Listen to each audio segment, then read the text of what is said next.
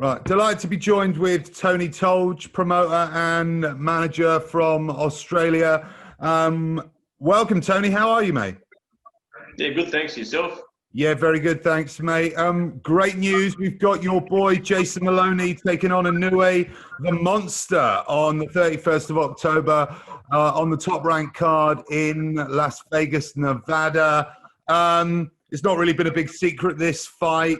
Yeah, delighted to have it announced. Tell me your thoughts, initial thoughts on the announcement. Like you said, it's been a while in the works. We've been trying to get this fight over the line for a while. We're actually initially trying to get Joel Casimero, but he ended up taking the Duke Micah fight, so that opened up the doors for this fight.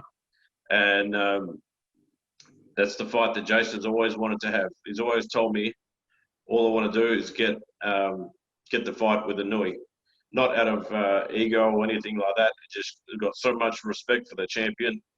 And in this industry, you got to beat the best to be the best. Excellent. Well, brilliant. Yeah, go on, mate. Another funny story is in 2017, we went for a training camp to Vegas and with California as well. And Jason and I and Andrew as well, we went to one of the Superfly shows. So we were in America for Inoue's US debut when he fought Antonio Nieves. So what you're saying is you've been watching Inoue from the very beginning, really? Yeah, that's right. Oh, brilliant. Well, are you talking about Casimero there? Was that more a case of you weren't expecting to get the Inoue fight? You thought that was a logical step after Leonardo Baez? Yeah, that's right. I was expecting we had to wait it out because Casimero was fighting Inoue, but then for whatever reason that fight didn't happen. So it put us in the driver's seat. Now we've got the fight, and we're looking forward to the challenge. Yeah. So how do you go about beating Inoue? He's one of the top pound for pound fighters at the moment. Yeah, how do you go about beating this guy? You have to tune in October 31 because David Copperfield doesn't give away his tricks. No, it does not. So okay. Well, you obviously don't want to give away your tactics before the fight. What weaknesses do you see in Inoue from the Nonito Donaire? He was sort of humanized a bit more. I think it was fair to say, being taken the distance after blowing everyone out in succession. What weaknesses do you see in Inoue? There's a few that the team is working on, but he's what we consider him one of the pound for pound best fighters in the world. Either 1, 2, or 3, however you want to do it with him, Crawford and Lomachenko. So between all of us now, all those guys are all under Top Rank's banner. So it's just a real honor and credit to Top Rank for believing in us and for making the fight. Yeah. Well, you must have belief in Jason. You're quite eager to get this fight done. You were saying about getting it over the line. What were the stumbling blocks in the negotiations? What was it? You're just trying to get the best deal possible, or was it something more from their end?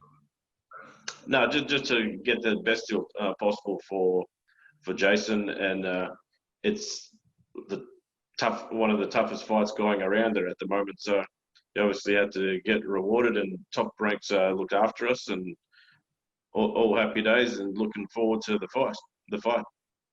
Yeah, it's going to be great. Well, during this sort of pandemic, crazy year we've had, your guys are being pretty active, being involved in these top ranked cards. So that's quite good for you. You're keeping them going like during these tough times. I remember we did an interview. When did we do an interview? When was it? Back in May. You know, we were all quite worried about what was going to happen in the future. When are you guys going back out to to Las Vegas? The fight is October 31st, so we'll probably go over about a month before. And I Yeah, believe that's the same amount of time that Inoue's going to go over. yeah. And is there what's the chance of there being any type of crowd at these events? Is it still going to be no crowd, or what's the At deal this, on the COVID in there? at this stage, there's going to be no crowd. Yeah, But everything always changes within the drop of a hat yeah. You in never know. today's world, so you just don't know. Yeah, but either way, that doesn't really seem to be bothering you guys. We're always up for a challenge. We've proved that, and can't take no for an answer. Yeah. Well, Jason looked fantastic in his last fight in Las Vegas. Do you think obviously it's a question, I'm interviewing him later so I can ask him himself, but from your end, did you think it helped in any way?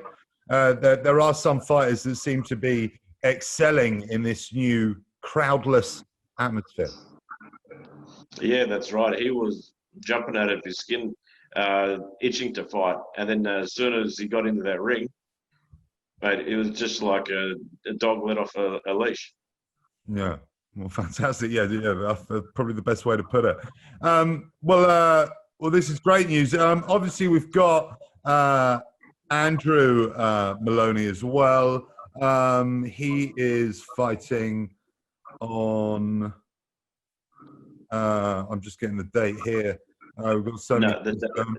The date's not set yet. Oh, the date's not set for that yet. So when is that looking to be? Would he be going out with you as well? Because you've taken him for sparring. Yeah. Is it likely there'll be a near date to that? Like last time? That could be with being told a week, 2 weeks, or maybe 3 weeks later. So in November sometime. Yeah. Okay. All right. Brilliant. So fantastic. Well, moving on, I wanted to touch on some of the other stuff you got going on. Yeah. You've got stuff going on in Chile, South America at the moment. I just did an article with one of your fighters, Andres Campos, looking to be Chile's first world champion. You've set up one of your gyms down there under the Thunderdome Dragonfire brand. You've got going. Tell us a bit about that, Tony.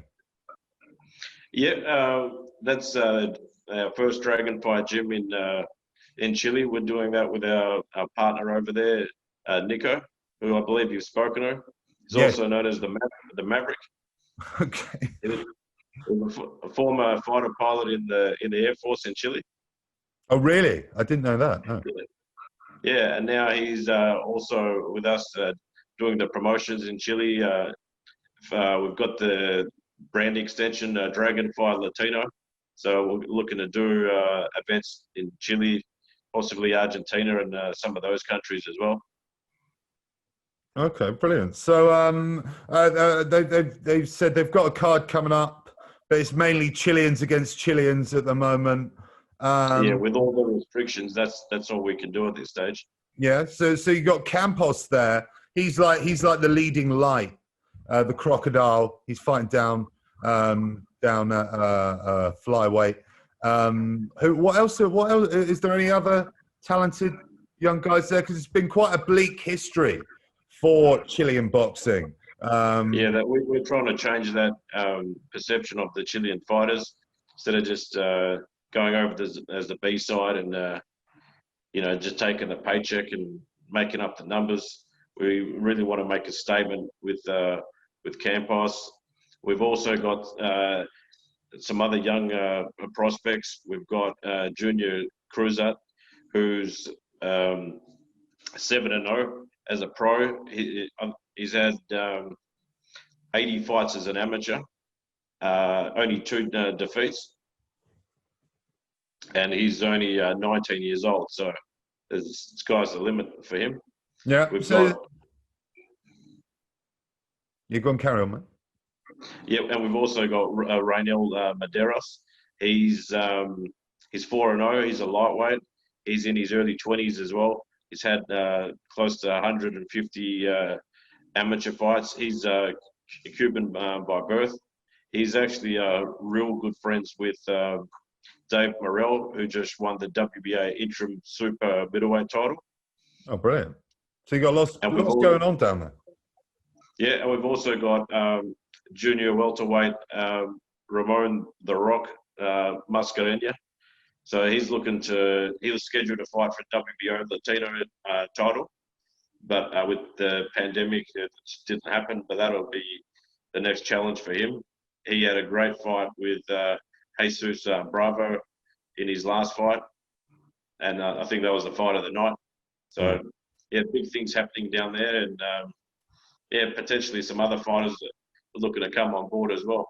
Yeah, well, great things. I believe have you got a heavyweight, New Zealand heavyweight coming through the rank? No, actually, Light heavyweight.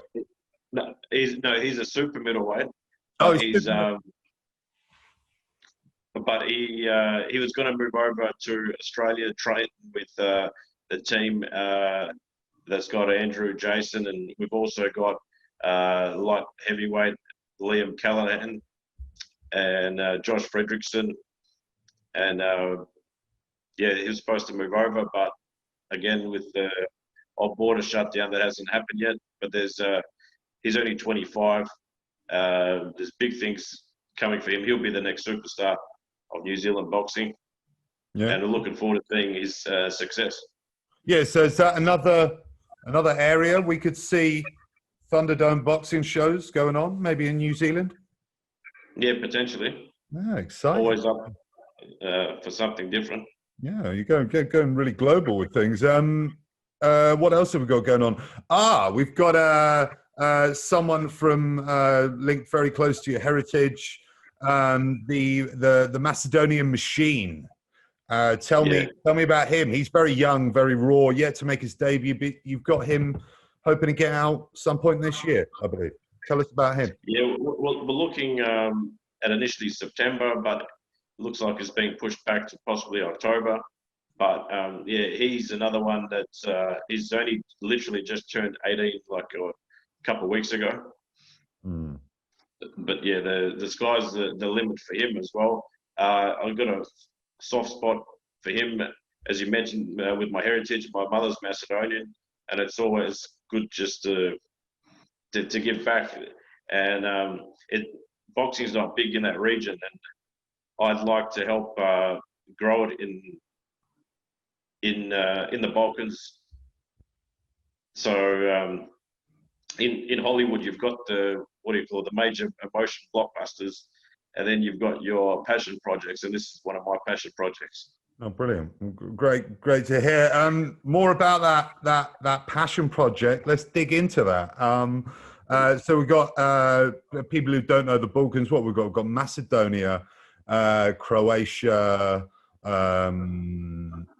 Serbia, and Montenegro, and all those sorts of countries. If I've missed one, Slovenia, yes, Slovenia as well. So those sort of countries. There is some talent in that part of the world. You've got the likes of Hrgović and Babic, who's just burst onto the scene. Yeah, the Savage in the UK. Yeah, people absolutely love him. There's a bit of depth there with fighters at all levels from the Balkan regions. What is the reason for boxing not doing so well? There seems to be a desire for it from athletes, from what I can see. What's the problem there? It could be the spelling over there, because the Savage reckons it's SLAO, slow. Yeah. Did you see that interview? Yes, I saw that interview. Yeah, so that was great. But you never say it to his face; it'd kill all of us. Yeah. But what a character! Yeah, I'm not sure. It's just it seems that there's more like MMA over there, even kickboxing, Muay Thai kind of thing.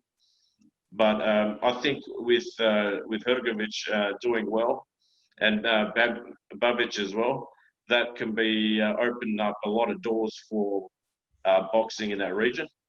Yeah, did they not have a show in Zagreb? Hergovic for Yeah, Gerald they did. Washington, was it? In Yeah. Zagreb? And then they had that female, I can't remember her name now, but they had a female like world champion on there as well. Ivana Habazin. She was on there as well. So that seemed to be received quite well in Croatia. Yeah, that's right. Yeah. From only feedback that I got, the tickets might have been a bit too expensive for the region or something like that. But it seemed like I had a full house. So Yeah. at the end of the day, if you got a full house, then you're doing your job. Yeah, and especially if the tickets are quite overpriced as well, as you said. So yeah, that's very positive news. Well, brilliant, Tony. I didn't know if there was anything else. If there's anything else I've missed, you have so many fighters. You might have a show. Yeah, finally, you might have a show coming up in Australia. I've seen some stuff in the news. I'm just waiting for the date of Andrew's fight to be finalised. Yeah. Because it's the sacrifices you're going to make in boxing. When I come back, I'm going to go through Sydney, and then I'm going to do 2 weeks there, and then I'm going to do another two weeks of quarantine. Oh, okay. So I'll be in Shawshank for another month, and then after then I can only do the fights because I've got to be physically present for the fight. Otherwise, the show can't go on. Of course. So yes. Okay. Well, big hurdles ahead for Tony Tolj. Thank you so much for talking to pro boxing fans, Tony. We'll catch up with you very soon, mate. Thanks, mate. Always a pleasure.